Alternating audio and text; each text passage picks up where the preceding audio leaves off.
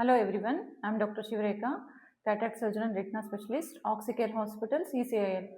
So ఈరోజు topic ఏంటంటే digital eye strain ఎలా మనం కాపాడుకోవాలి ఐస్ని అంటే. సో ఇది చాలా సింపుల్ రెమెడీ అండి, మీరు ఎక్కడ ఉన్న ప్రదేశంలోనే చేయొచ్చు.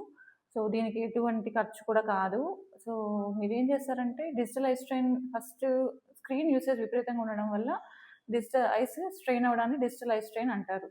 సో దీనిలో మీకు 20-20-20 రూల్ అని మీరు వినే ఉంటారు. అంటే 20-20-20 రూల్ అంటే ఎవ్రీ 20 మినిట్స్ స్క్రీన్ మీద నుంచి మీ ఫోకస్ని 20 ఫీట్ అవే ఉన్న ఆబ్జెక్ట్ మీదకి ఒక 20 సెకండ్స్ పాటు మరల్చడాన్ని ఈ 20-20-20 రూల్ అంటారు.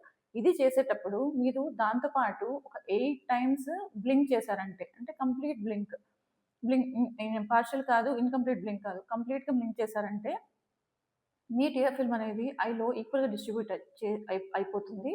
తద్వారా మీకు డ్రై ఐ వల్ల ఉండే సిమ్టమ్స్ డ్రాస్టిక్గా తగ్గుతుంది. సో మీ ఐస్ కూడా చాలా కంఫర్ట్గా ఫీల్ అవుతుంది. సో ఎందుకంటే ఇది మామూలుగా మనం స్క్రీన్ చూసేటప్పుడు బ్లింక్ రేట్ అనేది పడిపోతుంది అనమాట. సో 15-20 టైమ్స్ ఉండాల్సిన blink rate so less than 10కి పడిపోతుంది. కాబట్టి ఐ అనేది బాగా ఎక్స్పోజ్ అవ్వడం వల్ల సో టియర్ ఫిల్మ్ తొందరగా ఆవిరైపోతుంది. దానివల్ల డ్రైనెస్ నుంచి వచ్చే సిమ్టమ్స్ హెడేక్ కానీ, ఐ స్ట్రెయిన్ కానీ, రెడ్నెస్ కానీ మనం ఎక్కువ ఫీల్ అవుతాము.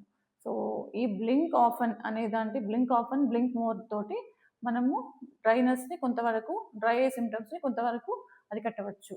So blink often and take care of your eyes. Thank you.